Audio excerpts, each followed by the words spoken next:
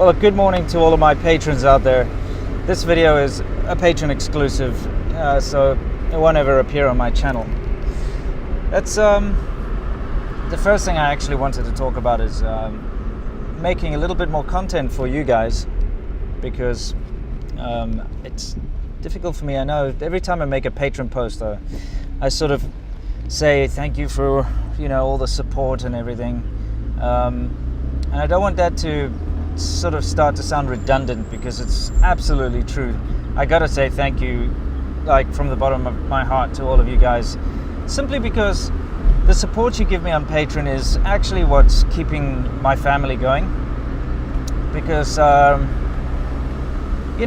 whole YouTube ad revenue thing, it's never been stable, and it's never, especially for me, it's never been very profitable. And it hovers around the $1,000 all the way up to $2,000 sort of range. But like I said, it's just not stable. It's not something I can count on. And there's been this recent thing called the adpocalypse on YouTube, which has hit a lot of people, and including myself to a certain degree, but my rates were never very high in the first place, so it's it's a little less than it used to be, but not that much. The thing is, if it wasn't for you guys out there, I wouldn't be able to continue this way of life. I wouldn't be able to go out there and just make videos, and I realize how lucky I am, but also I realize my responsibilities as well, because I could just sit inside and make videos in my apartment, and it's something that is incredibly attractive to me, because I do pick up a lot of shit here outside, filming in public. I get a lot of suspicious looks, and it's worse these days than it ever was. Having filmed here now in public for 7 odd years, I've never felt this uneasy about filming in public. And case in point is, I did the video about the subway system, which you guys got the early exclusive look at, so you've probably seen by now. I actually had to get off the subway and get back on, because no, not that one. Okay. What happened was, I went down and I was busy filming. I have a camcorder now that I use, because in order to get 4K, it's with my normal camera is such a pain in the ass, because there's no real stabilization. So when we did our Conquering Northern China documentary, what we did was did a little bit of research into what was the best sort of easy to use handheld 4K camera, because we need to do these sort of vlogs type things, which will be included in the show.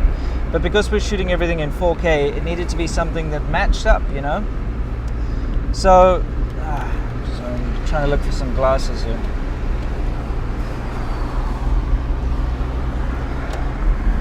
I think I have some in the back there. And let me just see if I can grab them. Aha! Oops, sorry. Anyway, so we were looking for some 4K capable cameras that were easy to just whip out and make a little vlog while we're on the go, and we found these fantastic Sony Handycams that are, I'd say, 60 to 70% the same sort of quality as the camera I usually use to do 4K, which is my A6300. I mean, it's not nearly as good. You can see the picture quality isn't as good, and you can't have color profiles. And anyway, I won't get into that. But so I've got a camcorder, really, is what I'm trying to get at here, and I'm busy filming. I think I was just filming like the little map, pointing to the map. And this one sort of evil uncle guy took great interest in me, and I could pick up on these things. The thing is, the guy started staring at me, then he started to move closer to where I was, just to try and see what I was doing. So I stopped recording straight away, because that's what you have to do around here in China is you just have to feel the room, right? And if you feel like it's not a good idea to be filming, you should just stop filming. And so I did. I stopped filming, but this guy wouldn't leave me alone. The train arrived. I got on the train, and he got on the train as well. And he stood in the same carriage as me, but just a few people away. But he wouldn't stop, trying to discreetly stare at me all the time. And of course, I'm trying to film, and it's difficult to film when you've got one of these evil Uncle Minder guys looking and staring at you all the time. So it was annoying. So I did a little test to see if he was trying to follow me or not, and I just got off at a random station, and he got off as well. And then, I basically got off, he got off, I quickly jumped back on, he came back on as well, and I was like, come on. So he was definitely following me. He obviously thought it was his moral duty as a communist rat to rat me out, because unfortunately this is what happens in these sort of communist states, is you have these people who will basically rat you out, snitch you out, and it works in their favor. And that's the thing, is that China is been basically communist in name only for pretty much the entire time I've lived here. However, as things change and the economy slows down, they're more or less returning to their, I wouldn't say their communist roots, because they aren't going to all of a sudden start handing out sort of free food to everyone, but we'll still remain capitalist. But the ideologies, the sort of revolutionary communist ideologies, they seem to be slowly falling back on those in order to stop chaos from ensuing here. I think that's their plan, and that's also why they've got this new VPN ban coming up. They've also recently cancelled all foreign TV shows and stuff on streaming websites. Something I'm happy about, because it might mean that my videos won't be put up there anymore. On Bilibili and AC Fun. They're basically any kind of Western show and Korean show and sort of any external kind of show is just taken down. And you're hearing all these murmurs from the government here saying that sort of Western ideas must not be followed, and it's all this kind of going back in time, Soviet era sort of crap. And it's worrying, because I'm seeing a change in the sort of in the public perception, and I'm seeing the way people behave towards me is changing. And instead of treating me with curiosity, they're treating me with suspicion. And I'm, of course, talking about the older generation. But the younger generation too, there's a lot more of this nationalism. And the problem is this sort of ultra-nationalist stuff, which is what led to that campaign to try and get me deported, which didn't work, obviously. And also, there was another recent one as well, where people were just coming over and posting crap on my videos, like that people should report me and putting phone numbers and stuff. My wife actually found the original Weibo, which Weibo, by the way, is like Chinese Facebook type thing. Found the original poster who started that.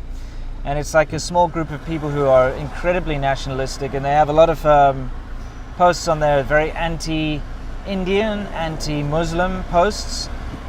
And it just seems like occasionally, if they see a whitey like myself and it rubs them up the wrong way, they'll go after whitey as well. So they're just basically ultra-nationalists who are incredibly xenophobic and racist.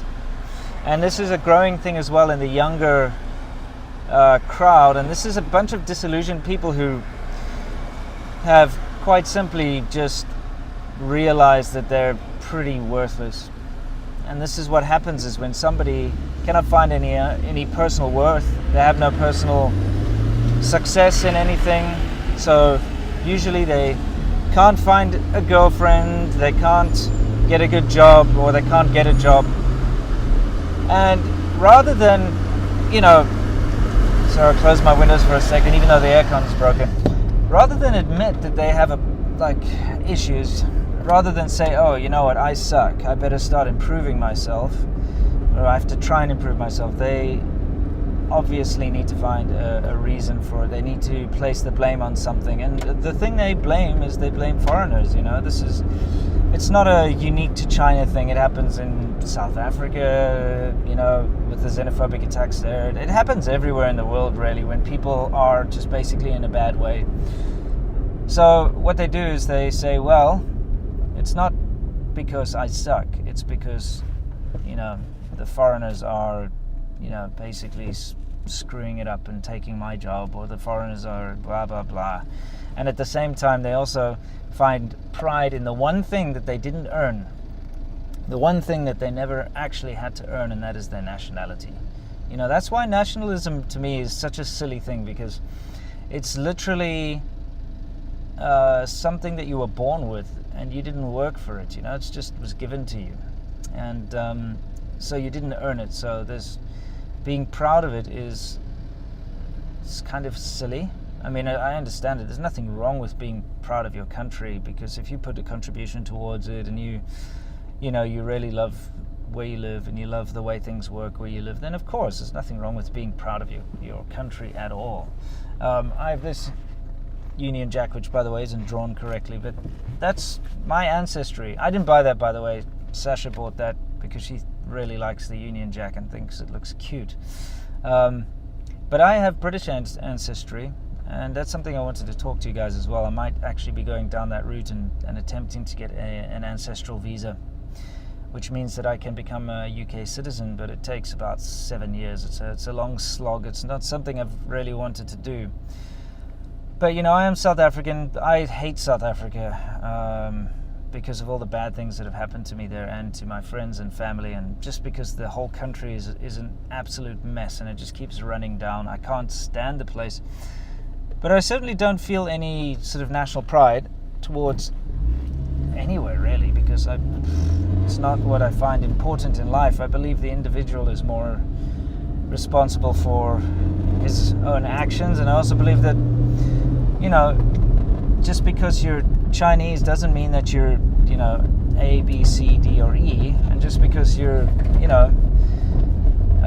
American doesn't necessarily mean that you're A, B, C, D, or E. Everybody has the opportunity to basically shine and, be spectacular, or at the same time also just be a piece of crap. So, that's more or less my mindset.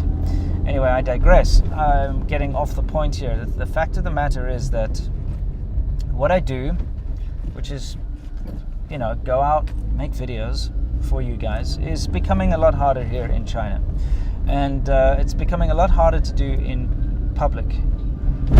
Although that's the style of my videos, and I'm sure that's why people watch my videos, is because they want to see what life is like here on the streets, and it's different. It's an interesting place, and so I'm not going to stop. But it's becoming more difficult. It's becoming more awkward, and especially since I fly drones, right? That always ramps it up to a different level. If I bring out a drone, then all of a sudden people really are interested in what the hell I'm doing. I'm thinking about maybe getting that smaller DJI Spark, even though it's only 1080p, which is disgusting because everything I do now is in 4K. The fact that it's discreet and looks more like a toy means I could probably get away with flying it a lot more and get a lot more GDS, of the places that I go to film. So yeah, that's maybe on the cards. We'll see. Either way, I just wanted to get that out there and also give you guys an update. And remember, I told you that one of those ultra-nationalist guys actually turned up at my wife's hospital. And I'm going to give you a bit of an update on that. So basically, my wife works for a big hospital here in Shenzhen, but she doesn't work in the hospital. She works in a clinic, which is far away from the hospital, thank God, but still attached to the hospital. It just kind of, it's under the, I guess, the jurisdiction of the hospital, something like that. So this guy turned up in the HR department of her hospital, and I have no idea how he found her hospital. He must have just been going to random hospitals around Shenzhen, and since it's quite a big one, it was probably an educated guess on his part. Anyway, the thing is, he turned up and walked into the HR building with a picture that he printed out of the internet of myself and Sasha together. And he was asking if she worked there, and they were wondering what he was on about, and they sort of passed him around from one department to another, and he found somebody in there, and she said, yes, she works here, stupidly. But then he started asking all sorts of funny questions, and so she thought something was weird, and so she stopped answering. And then security actually came and escorted him out, and he had been taking pictures and video on his phone inside the HR department, and the security guard forced him to delete the photos and the video that he'd been taking, I should say.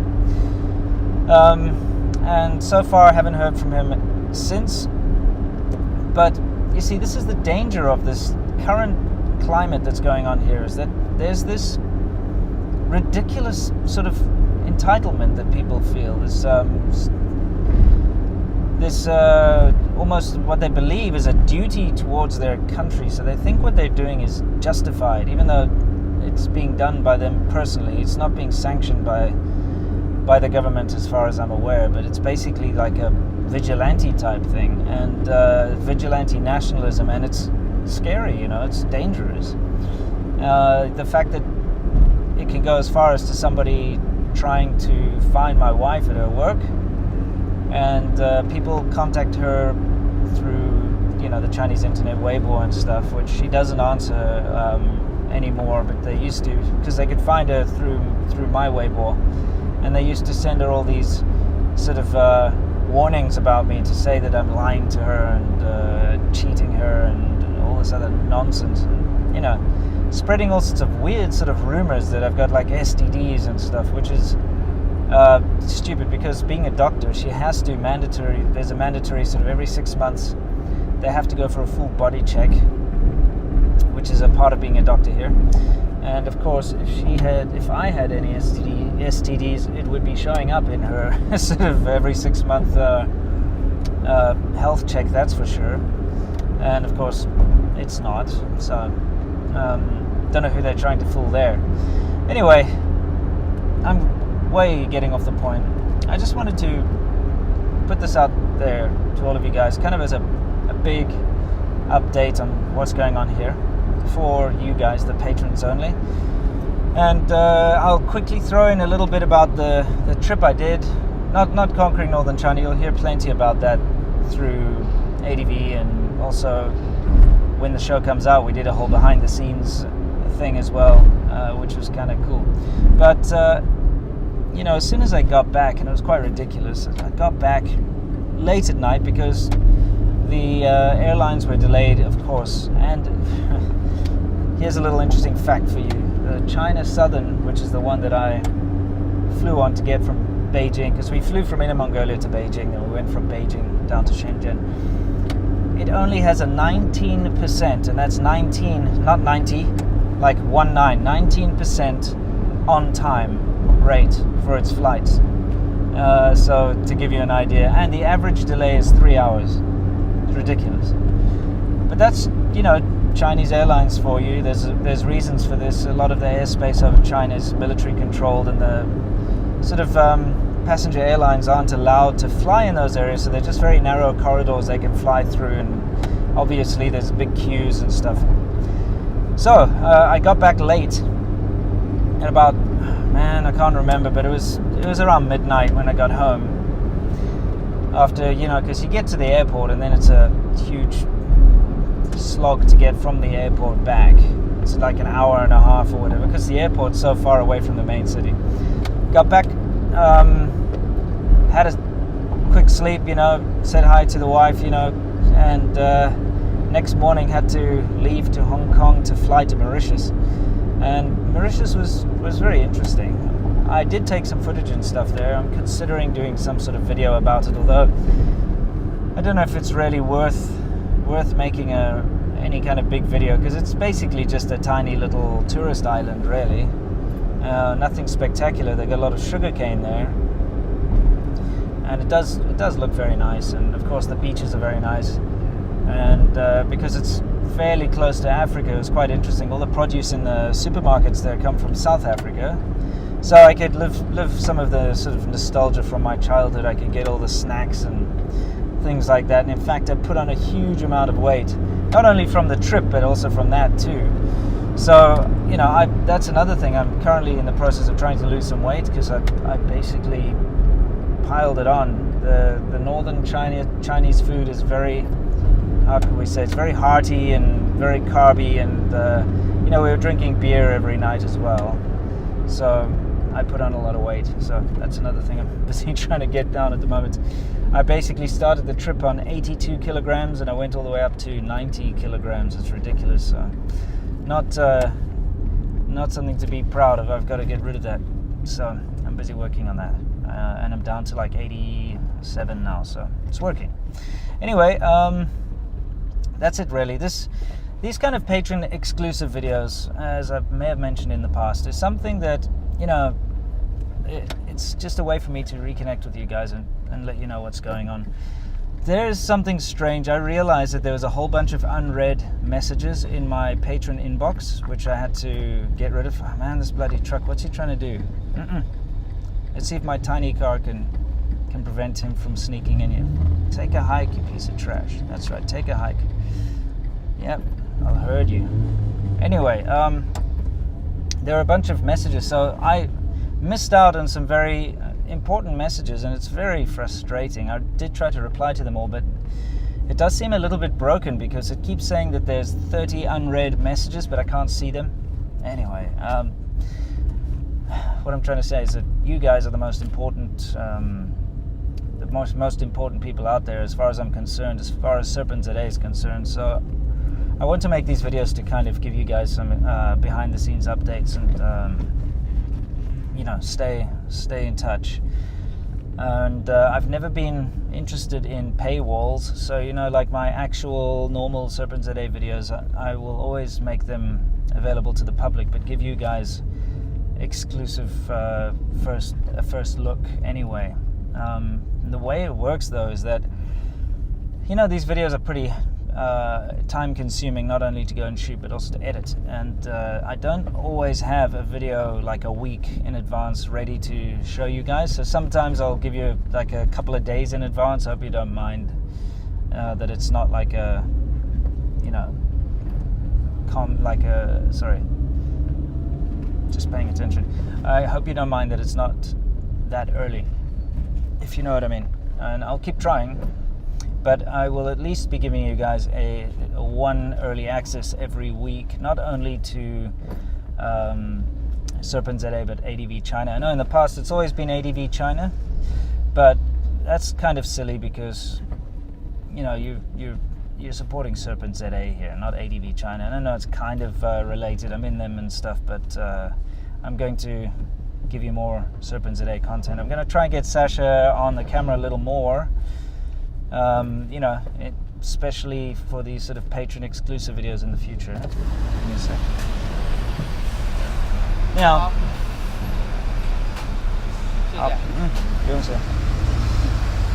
and that's something that, you know, I'm struggling with, because she's getting better. She really she's not a shy person in real life, but she's very shy on camera, and it's understandable, especially the kind of crap that's happened, you know, with all these ultra-nationalist attacks and stuff, you know what I mean? I don't blame her for not really wanting to be on camera much, but the thing is, she does enjoy it. Like, I can tell she enjoys it. I'm not the kind of person to try and force somebody into something that they don't like, but I can see that she enjoys it, so I'm gonna keep, you know, kind of prodding her to be on camera a little more, and hopefully she develops a passion for it, and she can start to join me a lot more often, you know, and be bigger part of the video, rather than just you know, welcome to another video girl.